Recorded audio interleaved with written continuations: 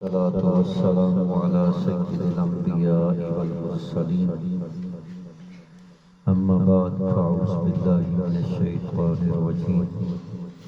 بسم الله الرحمن الرحيم وإذ ابتلى إبراهيم ربه بكلمات فأتمهن قال إني جاعلك للناس إماما قال ومن ذريتي قال لا ينال عهد الظالمين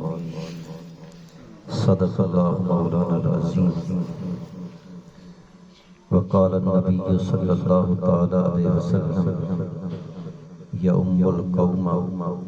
أقربهم لكتاب الله أو كما قال عليه السلام وقال الله تبارك وتعالى في شان حبيبه إن الله وملائكته يصلون على النبي يا أيها الذين آمنوا صلوا عليه وسلموا تسليما اللهم صل على محمد وعلى آل محمد كما صليت على إبراهيم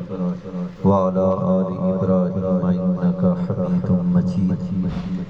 اللهم بارك على محمد وعلى آل محمد كما باركت على إبراهيم وعلى آل إبراهيم إنك حميد مجيد صلاة وسلام عليك يا رسول الله وعلى آلك وأصحابك يا سيدي يا محبوب الله رخشندہ تیرے حسن سے رخسار یقین ہے رخشندہ تیرے حسن سے رخسار یقین ہے تابندہ تیرے عشق سے ایمان کی چبی ہے ہر گام تیرا ہم قدم گردش دوران ہر جادہ تیرا راہ گزر خلد بری ہے جس میں ہو ذکر تیرا وہی بزم رنگی ہے جس میں ہو نام تیرا وہی بات رسم ہے چمکی تھی کبھی جو تیرے نقش کف پاسے تا قیامت وہ زمین چاند ستاروں کی زمین ہے جھکتا ہے تکبر تیری دہلیز پہ آکے تیری راہ میں ہر شاہ ایک خاک نشین ہے چمکا ہے تیری ہی ذات سے انسان کا مقدر تو خاتم دوران کا درخشندہ نبی ہے آیا ہے تیرا اسم مبارک میرے لب پر گرچہ یہ زبان اس کی سزاوار نہیں ہے اللہ رب العزت دی بے پایا حمد و ثنا نبی رحمت شفیع مکرم نور مجسم صلی اللہ تعالی علیہ وسلم کی بارگاہ مقدسہ میں ہدیہ درود لامحدود کے بعد دعا ہے کہ اللہ کریم ہماری آج کی حاضری اپنی بارگاہ میں قبول فرمائے دنیا میں اس کے مطابق عمل کی توفیق نصیب فرمائے اور آخرت میں ہم سب کے لیے نجات اور مغفرت کا ذریعہ اور سبب بنائے ماشاءاللہ سٹیج کی زینت اساتذہ کرام اور عزیز طلبہ یہ سعادت کی گھڑیاں ہیں ہم اللہ اور اس کے رسول صلی اللہ تعالیٰ علیہ وسلم کے ذکر کے لیے جمع ہیں اللہ رب العزت ہمارے یہ لمحات اپنی بارگاہ میں قبول فرمائے میں نے اللہ رب العزت کے کلام حکیم سے ایک آیہ پاک تلاوت کی ہے اور اس میں منصب امامت سے متعلق ارشاد فرمایا گیا ہے اور ایک حدیث پاک سے کچھ حصہ پڑھنے کی سعادت نصیب ہوئی ہے جس میں امامت کے متعلق حکم دیا گیا ہے اور ارشاد فرمایا گیا ہے عزیز طلبہ اللہ رب العزت اپنے کلام حکیم میں ارشاد فرماتا ہے وَإِذِ ابْتَلَىٰ إِبْرَاهِيمَ رَبُّهُ بِكَلِمَاتٍ فَأَتَمَّهُنَّ کہ جب اللہ رب العزت نے اپنے پیارے خلیل حضرت ابراہیم علیہ السلام کو بڑی آزمائشوں میں ڈالا اور ان آزمائشوں سے جب ابراہیم علیہ السلام کامیاب ہوئے جن امتحانات میں ابراہیم علیہ السلام کو ڈالا گیا، جب ان امتحانات میں حضرت ابراہیم علیہ السلام پاس ہوئے تو اللہ کریم نے ابراہیم علیہ السلام کو فرمایا کہ انی جاعلک للناس اماما، کہ پیارے خلیل اب تم ان تمام امتحانات سے پاس ہو گئے،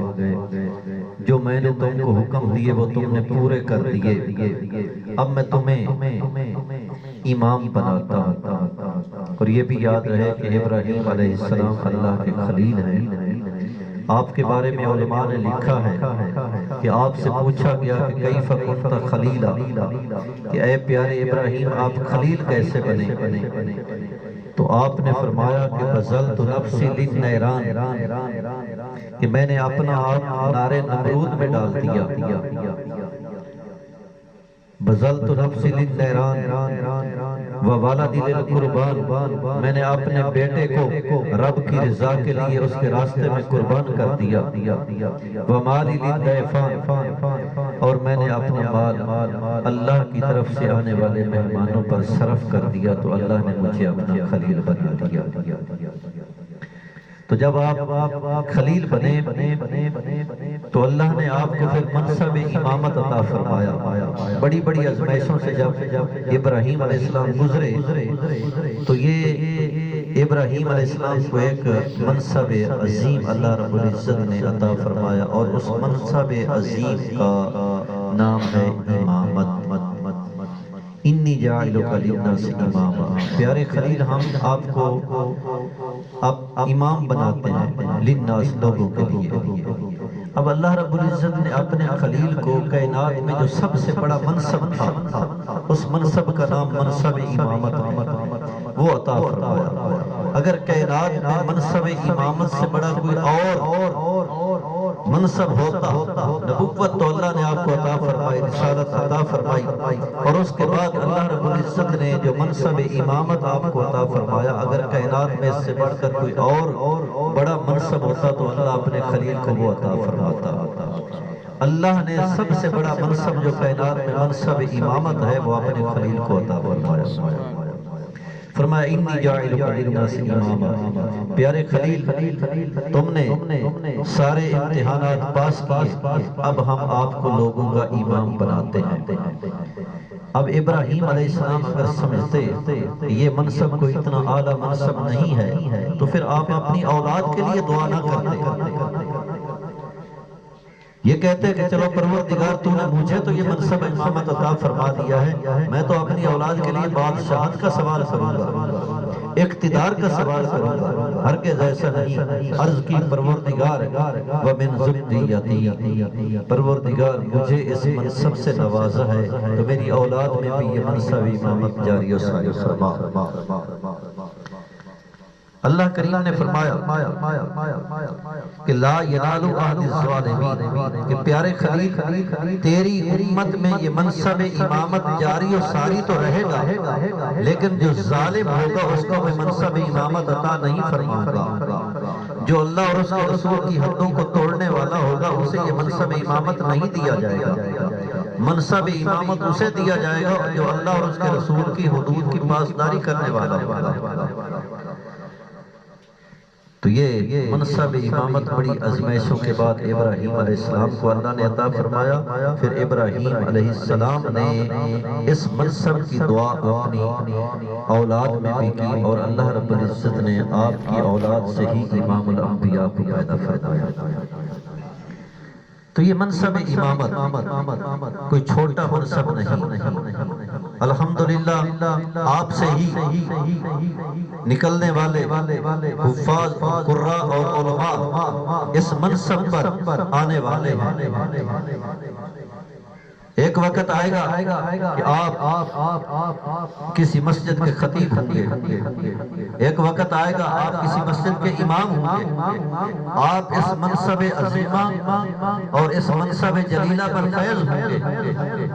جو اللہ نے اپنے نبیوں کو منصب عطا فرمایا یہی منصب آپ کو ملنے والا ہے۔ یہ منصب کوئی چھوٹا منصب نہیں، یہ اتنا بڑا منصب ہے کہ وقت کا بادشاہ بھی آئے تو وہ آپ کے پیچھے کھڑا ہوتا ہے، وقت کا وزیر ہو وہ آپ کے پیچھے کھڑا ہوتا ہے،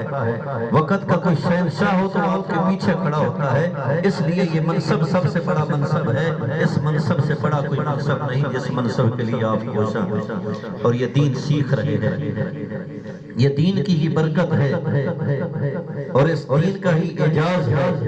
کہ اللہ رب العزت اس دین کے پڑھنے والے کو یہ منصب عظیم عطا فرما دیتا ہے۔ آقا کریم علیہ السلام نے فرمایا کہ یا ام القوم اقرؤہ لکتاب اللہ تعالی، کہ قوم کی امامت وہ بندہ کرے جو ان میں سب سے زیادہ اللہ کے کلام کو پڑھنے والا ہو، اللہ کے کلام کو جاننے والا ہو۔ اب اللہ کا کلام یہ کتنی عظمت والا کلام ہے، کتنا عظیم کلام ہے جو اللہ نے ہمیں یہ عطا فرمایا ہے۔ حدیث پاک میں آتا ہے، مشکات المصابیح کے اندر یہ حدیث پاک موجود ہے۔ حضرت ابو ہریرہ رضی اللہ تعالیٰ عنہ حدیث پاک کے راوی ہیں، آپ فرماتے ہیں ان اللہ تعالیٰ قرأ طٰہٰ و یاسین قبل ان یخلق السماوات والارض بألف مئات سنہ او کما قال علیہ السلام۔ آقا کریم علیہ السلام نے فرمایا کہ اللہ رب العزت نے زمین و آسمان کی تخلیق سے 1000 سال پہلے، ابھی زمین بھی نہیں بنی تھی، آسمان بھی نہیں بنا تھا، زمین و آسمان کی تخلیق سے 1000 سال پہلے اللہ رب العزت نے سورہ طٰہٰ اور سورہ یاسین شریف کی تلاوت فرمائی۔ جب مالک نے سورہ طٰہٰ اور سورہ یاسین شریف کی تلاوت فرمائی تو فلما سمعت الملائکہ ھذا الکلام، جب فرشتوں نے یہ کلام سنا تو فرشتے جھوم اٹھے اور کہنے لگے طوبیٰ لأمت ینزل ھذا علیہا، کہ مبارک ہو اس امت کو جس پر یہ قرآن نازل کیا جائے گا۔ طوبیٰ لأجواف تحمل ھذا، فرشتے کہنے لگے مبارک ہو ان سینوں کو جو اس قرآن کو اٹھانے والے ہوں گے۔ وطوبیٰ لألسنۃ تتکلم بھذا، مبارک ہو ان زبانوں کو جن زبانوں پر یہ اللہ کا کلام جاری و ساری ہوگا۔ تو ماشاءاللہ آپ وہ مبارک سینے اور مبارک زبانیں رکھتے ہیں اور اس مبارک امت میں ہیں کہ جس کے اندر اللہ نے یہ کلام نازل فرمایا اور آپ کے سینے اس قرآن کو اٹھانے والے ہیں، آپ کی زبانیں اس قرآن کو پڑھنے والی ہیں۔ یہ عظمت والا کلام جس کو اللہ رب العزت نے خود تلاوت فرمایا اور فرشتوں نے جب سنا تو اس امت کے لیے مبارک بادیاں اسی وقت سے بھیجنے لگے۔ تو ہم کتنے خوش قسمت ہیں کہ اللہ نے ہمیں اس امت میں بھی پیدا فرمایا ہے اور وہ قرآن پڑھنا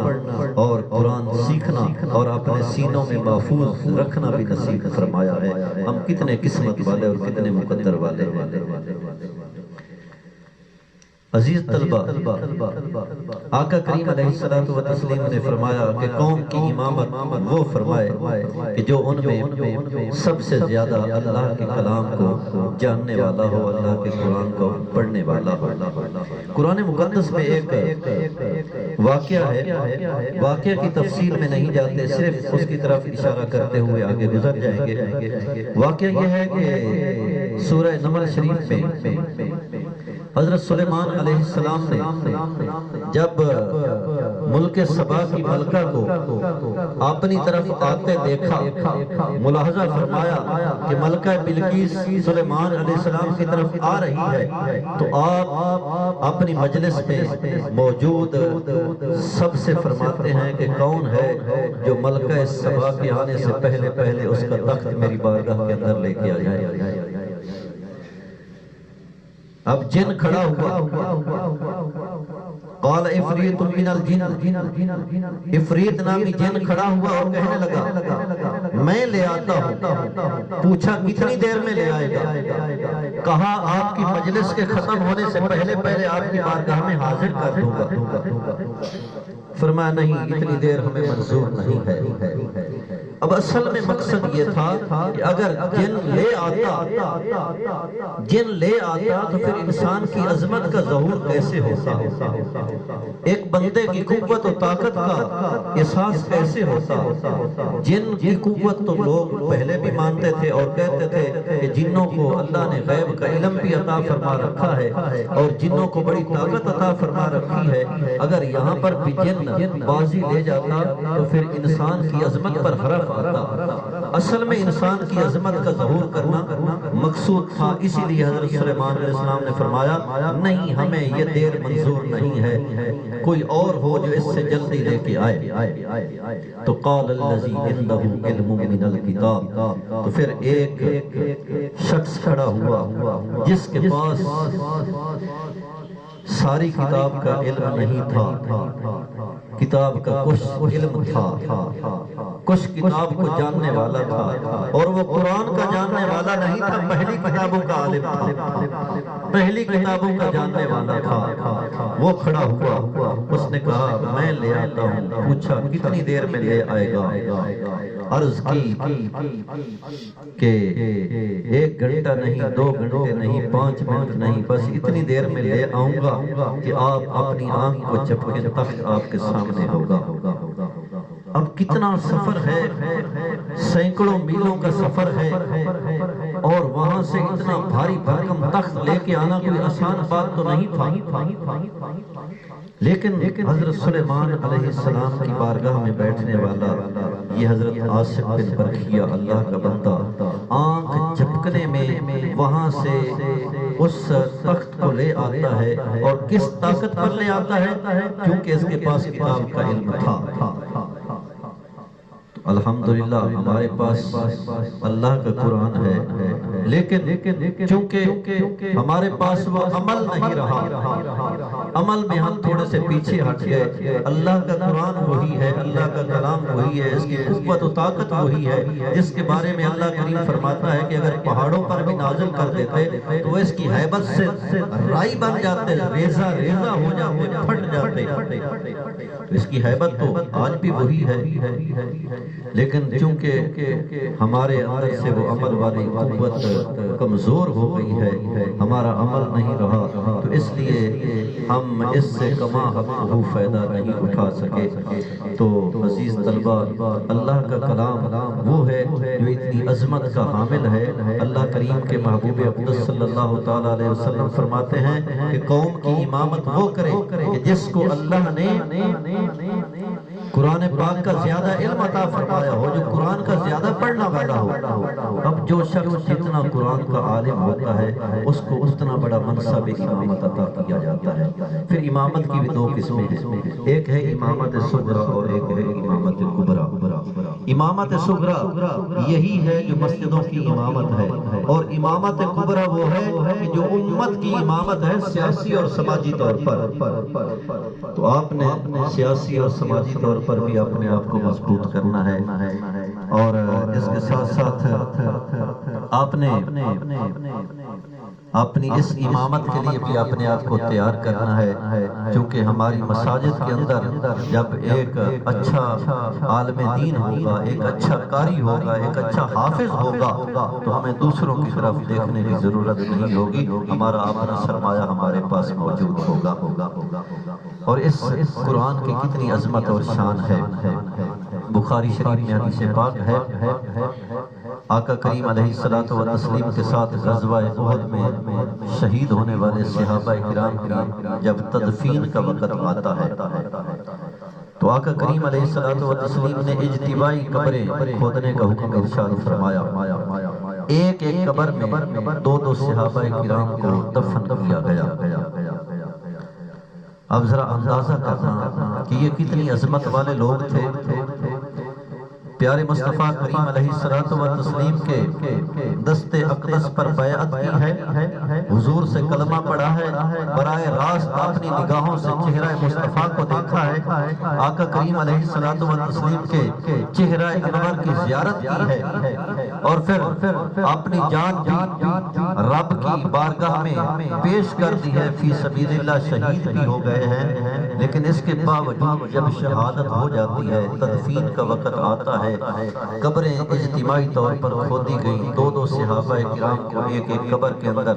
جب دفن کیا جانے لگا تو آقا کریم علیہ الصلوۃ والتسلیم تشریف فرما ہو گئے۔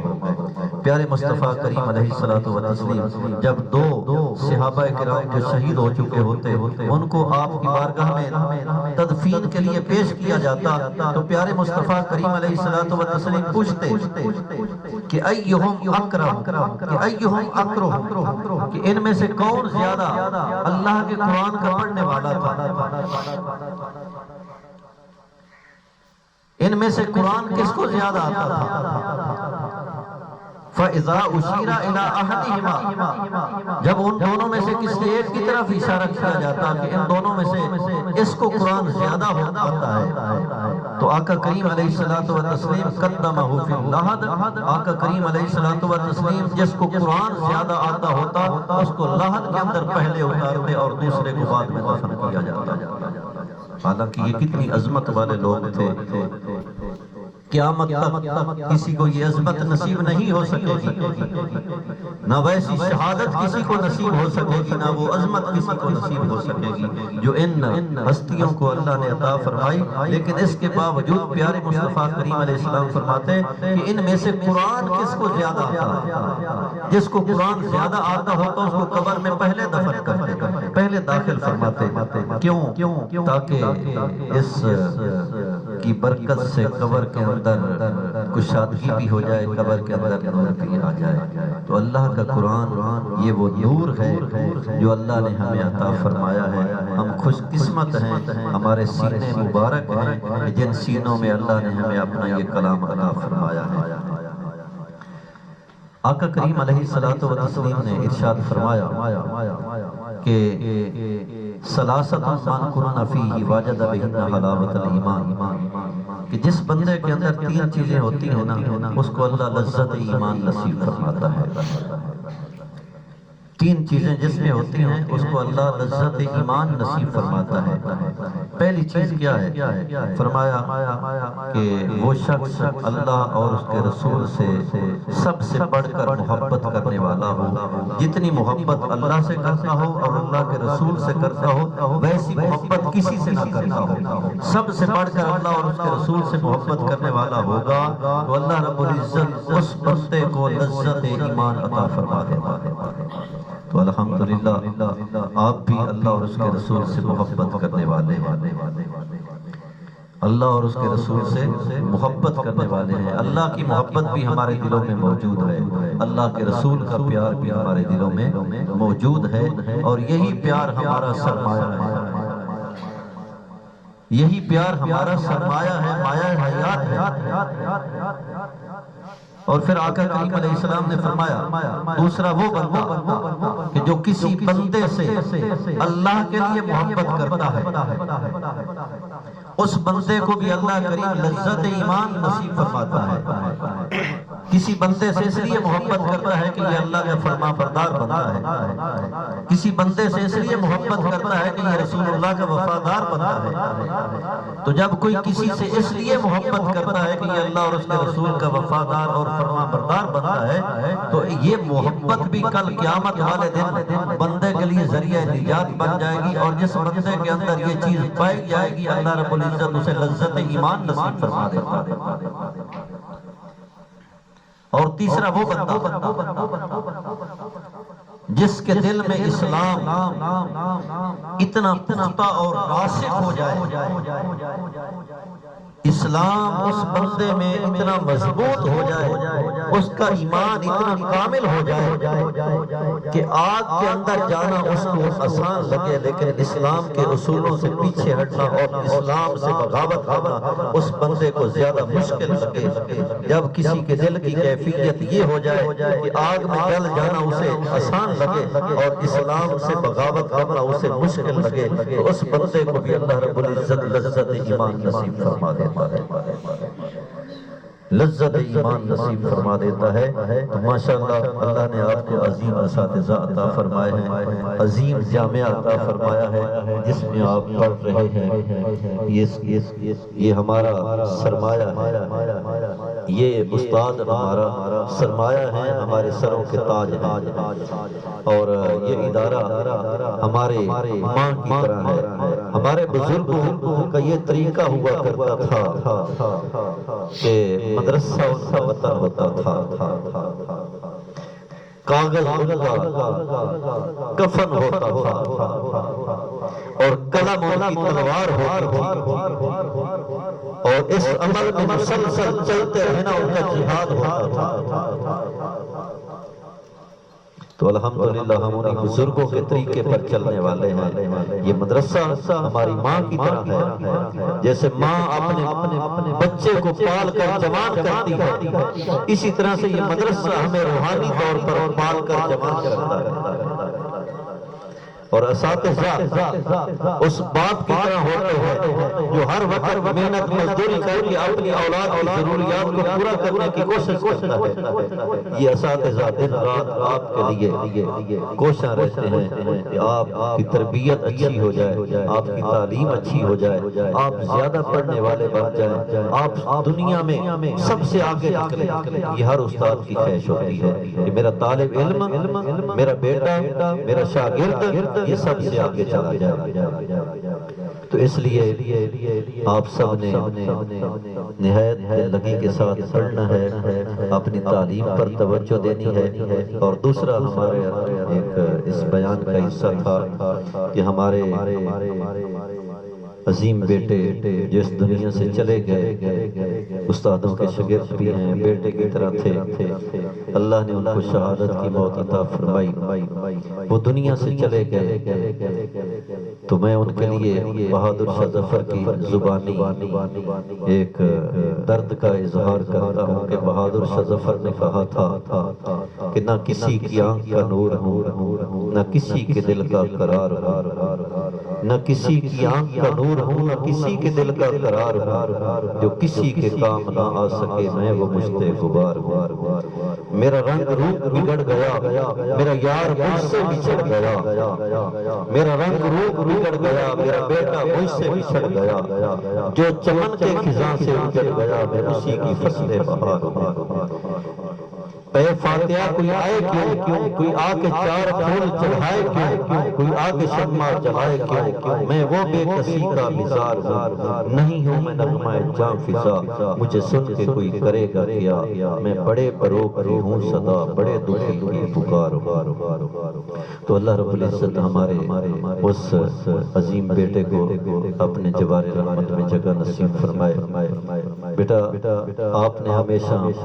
اپنے استادوں سے وفا کرنی ہے، ادارے سے وفا کرنی ہے، اللہ اور اس کے رسول سے وفا کرنی ہے، یہی ہماری زندگی کا مقصد ہے۔ نماز کی پابندی رکھنی ہے، قرآن پاک آپ یاد کر رہے ہیں تو اس کو اچھے طریقے سے اپنے سبق کی اور منزل وغیرہ پر توجہ دیں۔ جو طلباء قرآن سیکھ رہے ہیں یہ بھی عظیم علم ہے، اور قرآن کے آنے کا مقصد یہی ہے کہ اس قرآن کو سیکھا جائے، پھر اس کے مطابق اپنی زندگیوں کو ڈھالا جائے۔ تو اپنی تعلیم کی طرف توجہ دیں۔ اللہ رب العزت آپ سب کو دین دنیا کے علوم علوم بھی عطا فرمائے اور دین دنیا کی برکتیں بھی عطا فرمائے۔ آپ کی بڑی عظمت اور شان ہے، بڑا مقام ہے۔ حضور نے فرمایا من خرج فی طلب العلم فہو فی سبیل اللہ، جب کوئی علم حاصل کرنے کے لیے اپنے گھر سے نکلتا ہے تو یہ اللہ کے راستے میں ہوتا ہے، حتی یرجع الی دارہ، یہاں تک کہ وہ اپنے گھر واپس آ جائے۔ جب تک وہ علم کے راستے میں رہتا ہے وہ اللہ کے راستے میں رہتا ہے، جب واپس گھر چلا جاتا ہے تو گویا وہ اپنے گھر میں بھی اسی راستے میں ہوتا ہے، چونکہ اس کی طلب یہی ہوتی ہے کہ میں نے لوٹ کر پھر اسی درسگاہ میں جانا ہے، مدرسے میں جانا ہے۔ تو یہ حتی یرجع الی دارہ، یہاں تک کہ گھر میں لوٹ کر آ جاتا ہے۔ پھر آگے فرمایا فإن مات فقط مات شہیدا، اگر اس راستے میں موت آ گئی تو یہ کوئی عام موت نہیں ہوگی، شہادت کی موت ہوگی۔ تو یہ کتنا عظیم منصب ہے، فرشتے آپ کے قدموں میں اپنے نورانی پر بچھاتے ہیں۔ اللہ رب العزت آپ کو برکت نصیب فرمائے، آپ کے ادارے کو برکت نصیب فرمائے، آپ کے اساتذہ، معاونین، کارکنان، خدام سب کو برکت نصیب فرمائے۔ وما علیہ الا البلاغ۔